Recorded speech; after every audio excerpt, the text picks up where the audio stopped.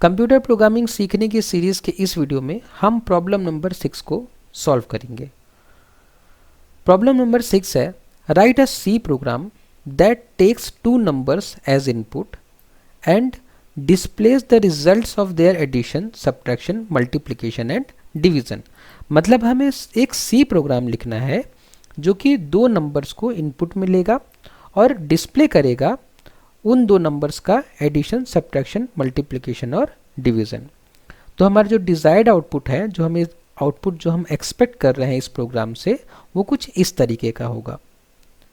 अब जिन्होंने इस वीडियो सीरीज़ को पहले से देखा है, अगर उन्हें थोड़ा बहुत याद हो तो वो समझ पा रहे होंगे कि ये रिज़ल्ट हमने प्रॉब्लम नंबर 2 में सॉल्व किया था। हमने प्रॉब्लम नंबर 2 में इस रिज़ल्ट को सी प्रोग्राम के जरिए हमने लाया था। अब ये प्रॉब्लम नंबर 6 जो है वो प्रॉब्लम नंबर 2 का कंटिन्यूएशन ही आप मान सकते हैं। हमें इसमें दो लाइंस और ऐड करनी है, लेकिन ये दो लाइंस इतनी नॉर्मल नहीं है जितनी नॉर्मल यहाँ आउटपुट में दिख रही है। इसके लिए हमें एक नया फंक्शन सीखना पड़ेगा जिसे हम स्कैनफ फंक्शन कहते हैं। तो चलिए पहले हम प्रॉब्लम नंबर 2 पर चलते हैं और समझते हैं कि उस प्रॉब्लम में और इस प्रॉब्लम में डिफरेंस एग्जैक्टली आ कहाँ पे रहा है। तो उसके लिए मैं क्या करता हूँ, इस आउटपुट को कॉपी कर लेता हूँ ताकि हम उस प्रॉब्लम के साथ इस आउटपुट को कंपेयर कर सकें। तो हम अपने प्रॉब्लम नंबर 2 पे आ गए हैं। जैसा कि आप देख सकते हैं, इस प्रॉब्लम को अगर मैं रन करूँगा, इस कोड को अगर मैं रन करूँगा तो आउटपुट हमारा कुछ इस तरीके से आएगा और जो हमें आज आउटपुट लाना है वो कुछ इस तरीके से है, जो कि अभी मैं नीचे यहाँ पे पेस्ट कर दिया। अब इस आउटपुट में और इस आउटपुट में डिफरेंस आ रहा है ये दो लाइन पे। तो ये दो लाइन, जैसा कि आप गेस कर सकते हैं, अगर हमें कुछ भी आउटपुट कराना है तो हमें प्रिंटफ का यूज़ करना पड़ेगा। तो हाँ, हमने यहाँ पे प्रिंटफ यूज़ किया है, लेकिन यहाँ पे हमने एक नया फंक्शन यूज़ किया है जिसे हम स्कैनफ कहते हैं। तो आइए थोड़ा समझते हैं कि हमें इस चीज़ की ज़रूरत क्यों पड़ रही है। जब हमने प्रॉब्लम नंबर 2 सॉल्व किया तो यहाँ पे ध्यान देने वाली बात ये है कि ये कोड जो है, ये जो हमारे सामने कोड अभी लिखा हुआ है, ये कोड डेवलपर के द्वारा लिखा जाता है। जो कोड लिखता है, जो कोड डेवलप करता है उसको डेवलपर कहते हैं, और जो कोड यूज़ करता है उसको यूज़र कहते हैं।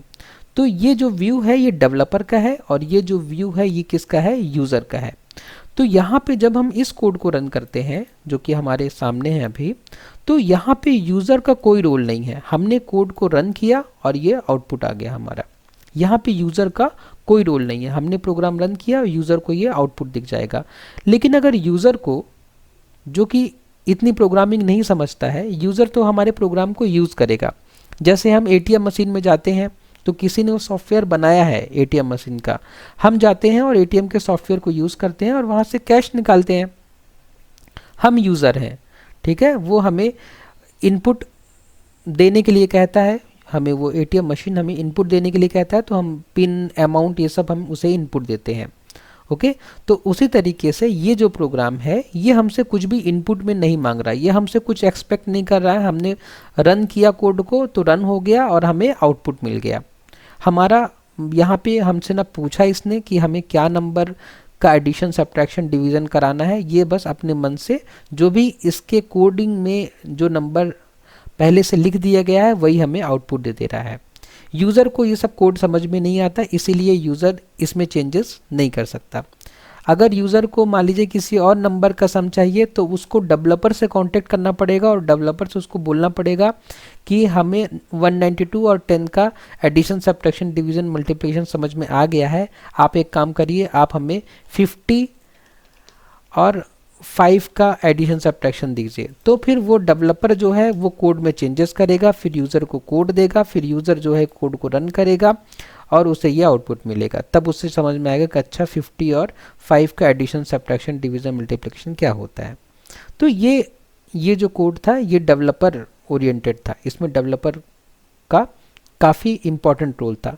लेकिन जब भी एक डेवलपर कोड लिखेगा तो वो चाहेगा कि यूज़र को भी बहुत सारी पावर रहे उसमें, ताकि यूज़र कोड को यूज़ अच्छे से कर सके, क्योंकि जो कोड लिखा गया है वो यूज़र के लिए ही लिखा गया है, वो कोड डेवलपर के लिए नहीं लिखा गया है। डेवलपर कोड लिखता है ताकि यूज़र उसको यूज़ कर सके। कोड जो होना चाहिए यूज़र फ्रेंडली होना चाहिए। यूज़र फ्रेंडली मतलब यूज़र जब यूज़ करे तो उसको ऐसा ना लगे कि कुछ कॉम्प्लिकेशन है इस कोड को यूज़ करने में, बहुत आसानी से यूज़ कर सके। तो जो हम आज कोड लिखेंगे उसमें हम यूज़र से पूछेंगे कि आप बताइए आपको किन दो नंबर्स पे अरिथमेटिक ऑपरेशंस परफॉर्म करने हैं, और यूज़र हमें रन टाइम पे जब कोड रन होगा, जैसे यहाँ पे जब कोड रन हुआ तो इसने हमसे कुछ भी नहीं पूछा, डायरेक्ट हमें आउटपुट दे दिया। लेकिन आज के कोड में जब कोड रन होगा तो कोड हमसे पूछेगा, कोड हमसे बोलेगा कि पहला नंबर एंटर करिए, फिर प्लीज़ एंटर फर्स्ट नंबर पहले बोलेगा, तो हम कोई नंबर एंटर कर देंगे, हम कोई भी नंबर एंटर कर सकते हैं। फिर कोड हमसे बोलेगा कि प्लीज़ एंटर सेकंड नंबर, दूसरा नंबर आप क्या चाहते हैं जिस पे आप ऑपरेशंस परफॉर्म हो, तो हम दूसरा नंबर एंटर कर देंगे। फिर हमें जो हमारा प्रोग्राम होगा वो उन दोनों नंबर पे ये चारों ऑपरेशन परफॉर्म करके हमें आउटपुट में देगा। तो कितना बढ़िया हो जाएगा। तो इसके लिए हमें एक नया फंक्शन पढ़ना पड़ेगा जिसे हम स्कैनएफ कहते हैं। स्कैनएफ, जैसे हम आउटपुट प्रिंट कराने के लिए प्रिंटएफ का यूज़ करते हैं, तो वैसे ही हम इनपुट कराने के लिए स्कैनएफ फंक्शन का यूज़ करेंगे। स्कैनएफ फंक्शन का सिंटेक्स भी प्रिंटएफ फंक्शन के सिंटेक्स जैसा ही है, बहुत इजी है। शुरू में हो सकता है थोड़ा डिफिकल्ट लगे, लेकिन जैसे जैसे आप प्रैक्टिस करते जाएंगे तो आपको ये सिंटेक्स इजी लगने लग जाएगा। तो चलिए, सबसे पहले हमें पता है कि जो हमें आज प्रोग्राम लिखना है वो लगभग इसी के जैसा है, तो हम इस कोड को यहाँ से कॉपी कर लेते हैं और आज का जो हमें प्रोग्राम लिखना है वहाँ पे हम अपने 6_scanf.c में कॉपी कर लेते हैं। ये हमारे इस वीडियो सीरीज़ का 6th प्रॉब्लम है। ओके, तो हमने ये कॉपी कर लिया। उसके बाद चलिए हम आउटपुट भी कॉपी कर लेते हैं जो हमें लाना है। तो हमने ये आउटपुट भी कर लिया ताकि हम मैच कर सके कि जैसा हम चाह रहे हैं वैसा ही आउटपुट आ रहा है कि नहीं आ रहा है। हम टर्मिनल को क्लियर कर लेते हैं और इस कोड को रन करने के लिए अगर आपने VS कोड का सेटअप पहले से नहीं किया है तो आपको एक चीज़ करनी पड़ेगी, नहीं तो आपका कोड रन नहीं होगा। आपको एक सेटिंग करनी पड़ेगी। उसके लिए आप क्या करिए, सेटिंग्स में जाइए। सेटिंग्स में जाकर यहाँ पे सेटिंग्स में क्लिक करिए, यहाँ पे लिखिए कोड रनर। यहाँ पे क्या लिखेंगे आप, कोड रनर। और कोड रनर लिखने के बाद आप यहाँ पे नीचे आइए, नीचे आइए और नीचे आइए और नीचे आइए, और यहाँ पे आपको एक ऑप्शन दिखेगा रन इन टर्मिनल। तो इसको आपका अनचेक होगा, इसको आप चेक कर दीजिएगा, तभी आपका स्कैनएफ काम करेगा, वरना स्कैनएफ आपका काम नहीं करेगा। जब हम टर्मिनल में रन करेंगे कोड को तभी वो इनपुट ले पाएगा। जब आउटपुट स्क्रीन में रन हो रहा था तो वो बस हमें आउटपुट दे रहा था, हमसे कुछ इनपुट नहीं ले पा रहा था, इसीलिए हमें टर्मिनल में कोड को रन करना पड़ेगा। तो आप ये जरूर मार्क कर लीजिएगा, तभी आपका कोड रन होगा, नहीं तो रन नहीं होगा। तो हमने आउटपुट भी कॉपी कर लिया, हमने जो पहले से हमारे पास कोड लिखा था हमने वो भी कॉपी कर लिया। अब हमें यहाँ पे x की वैल्यू शुरुआत में ही नहीं देनी है और ना ही हमें y की वैल्यू शुरुआत में देनी है। हमें ये वैल्यू यूज़र से पूछना है, डेवलपर को ये वैल्यू नहीं देनी है। तो हमने यहाँ पे जो हमने वैल्यू इनिशलाइज की थी वो हमने यहाँ से हटा दी है। अब हमें वैल्यू कहाँ पे देनी है, यहाँ पे देनी है इसके बाद। तो चलिए समझते हैं। लेकिन आप यहाँ पे ध्यान से देखिए, यूज़र ने वैल्यू तो यहाँ पे दी है 50 और 5, ये दो वैल्यू यूज़र ने दी है। ये वैल्यू देने से पहले देखिए मैसेज प्रिंट हुआ है, ये मैसेज। और हम सबको पता है कि मैसेज प्रिंट करने के लिए हम जो फंक्शन यूज़ करते हैं उसको हम कहते हैं प्रिंटएफ फंक्शन। तो स्कैनएफ का यूज़ करने से पहले हमें क्या यूज़ करना पड़ेगा, प्रिंटएफ। स्कैनएफ के सिंटेक्स के लिए आप परेशान मत होइए, 2-3 बार मैं आपको बता दूंगा तो आपको समझ में आने लग जाएगा। अब हमें यही देखिए, जब हमारा प्रोग्राम रन हुआ तो हमें सबसे पहले यही आउटपुट चाहिए, तो इसीलिए हमने इस आउटपुट को कॉपी कर लिया। ठीक है, इस आउटपुट को हमने कॉपी कर लिया। अब उसके बाद देखिए, ये जैसे ही कोड रन होगा तो ये प्रिंट हो जाएगा। ओके, ये प्रिंट हो जाएगा। इसके प्रिंट होने के बाद देखिए ये 50 जो है ये 50 यूज़र देगा। मतलब जैसे ही ये प्रिंटएफ एग्जीक्यूट हुआ उसके बाद में प्रोग्राम क्या हो, यूज़र से इनपुट ले। ओके, प्रोग्राम जो है यूज़र से इनपुट ले, मतलब यहाँ पे प्रोग्राम रुक जाए, किसके लिए, यूज़र के लिए। तो हमें यहाँ पे फंक्शन लिखना पड़ेगा स्कैनएफ। स्कैनएफ लिखकर, स्कैनएफ से क्या होगा, यहाँ पे ये प्रोग्राम हमारा हॉल्ट हो जाएगा, रुक जाएगा और वेट करेगा हमारा इनपुट का कि हम इनपुट दें। तो हम यहाँ इनपुट में कोई भी नंबर दे पाएंगे। ठीक है, तो हम यहाँ इनपुट में कोई भी नंबर दे पाएंगे। तो उसके लिए हमें क्या करना पड़ेगा, जैसे हमने प्रिंटफ में डबल कोट से शुरू किया था, डबल कोट से, वैसे ही स्कैनफ में भी हमें सबसे पहले डबल कोट्स लगाना है। डबल कोट्स लगाने के बाद अब देखिए, प्रिंटफ में तो हम मैसेज प्रिंट कर रहे थे, स्कैनफ में हमें मैसेज प्रिंट नहीं करना, हमें इनपुट लेना है। ठीक है, हमें इनपुट लेना है, तो हमें डायरेक्ट बताना शुरू करना है कि हमें इनपुट किस टाइप का लेना है, किस टाइप का इनपुट लेना है। तो हमें इनपुट लेना है इंटीजर टाइप का, इंटीजर टाइप का इनपुट लेना है, क्योंकि हम फिलहाल 2 वेरिएबल लिए हैं जो इंटीजर टाइप के हैं। तो इंटीजर का फॉर्मेट स्पेसिफायर क्या होता है वो हम यहाँ लिखेंगे, फॉर्मेट स्पेसिफायर। अब आपको पता है प्रिंटफ के जरिए कि फॉर्मेट स्पेसिफायर लिखने के बाद वो वैल्यू कौन से वेरिएबल में स्टोर होगी वो हमें डबल कोट्स के बाद कॉमा लगा के लिखना पड़ता है, तो वो वेरिएबल हम यहाँ पे लिख देंगे। लेकिन एक चीज़ जो आपको और करनी पड़ेगी स्कैनफ में, वो आपको याद रखना पड़ेगा कि वेरिएबल का नाम लिखने के पहले आपको ये % साइन जरूर लगाना है। अगर ऐसा नहीं करेंगे तो इनपुट नहीं हो पाएगा। तो ये है स्कैनफ का सिंटेक्स। आपने स्कैनफ फंक्शन लिखा, डबल कोट्स के अंदर फॉर्मेट स्पेसिफायर जैसे कि हम प्रिंटफ में भी कर रहे थे, और डबल कोट्स के बाद वो वेरिएबल जिसमें ये वैल्यू जो यूज़र ने दी है जाएगी। तो हम जो 50 यूज़र जो इनपुट करेगा 50, वो किस में जाएगा, इस x में जाएगा। ओके, इसी तरीके से हम y के लिए कर लेंगे। अभी देखिए, अगर हम अभी इस प्रोग्राम को रन करते हैं तो ये प्रोग्राम रन होगा x के लिए, हमसे ये प्रोग्राम, ये प्रिंट होगा मैसेज, ये मैसेज प्रिंट होने के बाद हमारी ये जो आउटपुट स्क्रीन होगी ये रुक जाएगी, हॉल्ट हो जाएगी। देखिए मैं रन करता हूँ, ये देखिए प्लीज़ इंटर फर्स्ट नंबर, यहाँ पे हमारी आउटपुट स्क्रीन क्या हो गई, हॉल्ट हो गई, जैसा कि आप लोग अभी यहाँ पे आउटपुट स्क्रीन में देख पा रहे होंगे। ओके, आउटपुट स्क्रीन पे यहाँ पे कि प्लीज़ इंटर फर्स्ट नंबर। अब देखिए यहाँ पे कर्सर रुका हुआ है, रुका हुआ है क्योंकि ये हमसे चाह रहा है कि हम इसको एक नंबर दें, एक इंटीजर दें। तो अगर मैं यहाँ पे एक इंटीजर देता हूँ 60, उसके बाद जब एंटर करूँगा, एंटर करने के बाद 60 जो है x में चला जाएगा, और x में जाने के बाद ये सब एग्जीक्यूट हो जाएगा। लेकिन हमें y की वैल्यू नहीं पता, तो y की वैल्यू हो जाएगी गार्बेज। कंप्यूटर अपने मन से कोई भी वैल्यू ले लेगा क्योंकि हमने y की वैल्यू नहीं दी है, और प्रोग्राम रन हो जाएगा। तो मैंने एंटर किया तो देखिए x की जगह 60 है, लेकिन y की जगह गार्बेज वैल्यू है। कोई भी वैल्यू कंप्यूटर ने रैंडमली उठा ली और उसको सॉल्व करके हमें दे दिया है। तो इससे हमें क्या समझ में आया, इससे हमें ये समझ में आया कि हमें यूज़र से y की वैल्यू भी मांगनी चाहिए। तो हम यूज़र से यहाँ पे y की वैल्यू मांग लेते हैं फटाफट। हमने ये पेस्ट किया और यहाँ पे लिखा please inter second number, SECOND।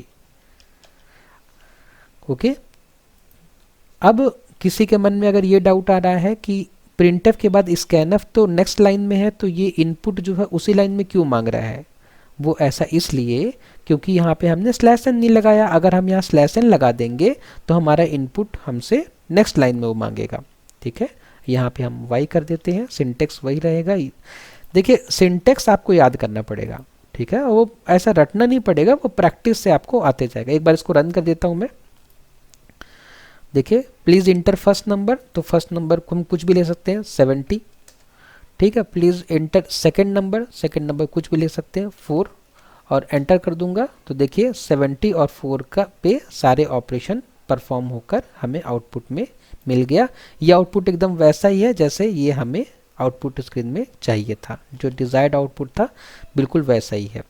Okay, तो इसके बाद अगर आपको ये डाउट आ रहा है कि ये प्रिंटफ के बाद स्कैनफ तो नेक्स्ट लाइन में है, तो ये इनपुट उसी लाइन में क्यों ले रहा है, ये ऐसा इसलिए हो रहा है क्योंकि हमें पता है कि जब तक हम /n नहीं लगाएंगे तब तक कंट्रोल नेक्स्ट लाइन में नहीं जाएगा। अगर आपको करके देखना है तो आप यहाँ /n लगा सकते हैं। अब क्या होगा कि x की वैल्यू तो उसी लाइन में मांगेगा, लेकिन y की वैल्यू के लिए हमारा जो आउटपुट ये कंसोल है ये लाइन चेंज कर देगा। देखिए रन करता हूँ मैं, तो देखिए x के लिए तो इनपुट उसी लाइन में मांग रहा है, तो हमने यहाँ पे कुछ दे दिया, मान लीजिए 40। फिर हमने एंटर किया तो देखिए सेकंड नंबर के लिए ये कंट्रोल नेक्स्ट लाइन में चला गया। क्यों? क्योंकि हमने यहाँ पे /n लगा दिया। /n के बाद अब ये y के लिए हमसे इनपुट मांग रहा है, तो मैं यहाँ पे कुछ भी कर सकता हूँ 7, और मैंने एंटर किया तो हमें ये रिजल्ट मिल गया। ठीक है, तो इस तरीके से क्या होगा, इस तरीके से यूज़र जो है रन टाइम पर रन टाइम पर जब प्रोग्राम रन हो रहा है तो इनपुट दे सकता है। और यही एक्चुअल प्रोग्रामिंग है। अभी तक जो हमने करा था वो तो बस हम सिंटेक्स सीख रहे थे प्रिंटफ का, और वेरिएबल्स और फॉर्मेट स्पेसिफायर को समझ रहे थे, डेटा टाइप को भी हमने समझा। असली प्रोग्रामिंग यहीं से शुरू होगी, ठीक है, असली प्रोग्रामिंग यहीं से शुरू होती है और यहीं से हम अब नए नए कॉन्सेप्ट सीखना शुरू करेंगे, ठीक है। तो अगर किसी के मन में अब ये डाउट आ रहा हो कि डिवीज़न का रिजल्ट तो यहाँ पे गलत आ रहा है, तो अगर डिवीज़न का रिजल्ट सही करना है तो हमने प्रॉब्लम नंबर 3 में समझा था कि हम क्या यूज़ करेंगे, हम डेटा टाइप का यूज़ करेंगे। हम क्या यूज़ करेंगे, डेटा टाइप फ्लोट यूज़ करेंगे। अगर हम डेटा टाइप फ्लोट यूज़ करते हैं तो उससे क्या होगा, हमारा ये सब जो होगा डेसिमल्स की जगह हम फ्लोटिंग पॉइंट नंबर भी इनपुट ले सकते हैं और उस पर ऑपरेशन परफॉर्म कर सकते हैं। इसके अलावा और हमें क्या चेंजेस करने पड़ेंगे, इसके अलावा हमें जहाँ जहाँ परसेंटेज डी है वहाँ वहाँ क्या करना पड़ेगा, परसेंटेज एफ करना पड़ेगा। तो चलिए इस प्रॉब्लम को हम एक बार सॉल्व कर लेते हैं ताकि किसी के मन में कोई डाउट न रह जाए। तो मैं क्या करूँगा, मैं सारे परसेंटेज डी को सिलेक्ट कर लूँगा, क्या यूज़ करके, ऑल्ट की का यूज़ करके, ताकि हम एक साथ सबको चेंज कर सके। और परसेंटेज डी की जगह हम क्या लिख देंगे, परसेंटेज एफ। तो उससे क्या होगा, हमारी ये प्रॉब्लम फ्लोटिंग पॉइंट नंबर्स के लिए भी सही सही काम करेगी। तो अब हम यहाँ पे क्या लिख देंगे, हमने प्रॉब्लम नंबर 3 में समझा था, हम यहाँ पे लिख देंगे परसेंटेज .2f। ऐसा किस लिए, क्योंकि हमें डेसिमल के बाद 2 ही डिजिट्स तक आंसर चाहिए।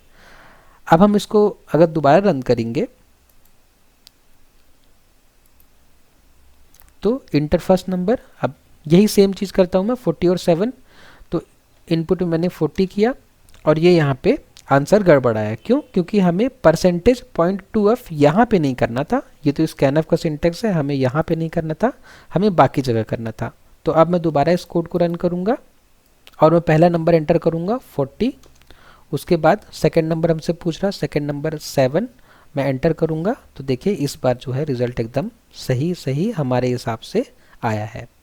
तो इस तरीके से हम क्या कर सकते हैं, इंटीजर, फ्लोट या किसी भी तरीके का इनपुट ले सकते हैं और हम इस प्रॉब्लम को मोर यूज़र फ्रेंडली बना सकते हैं।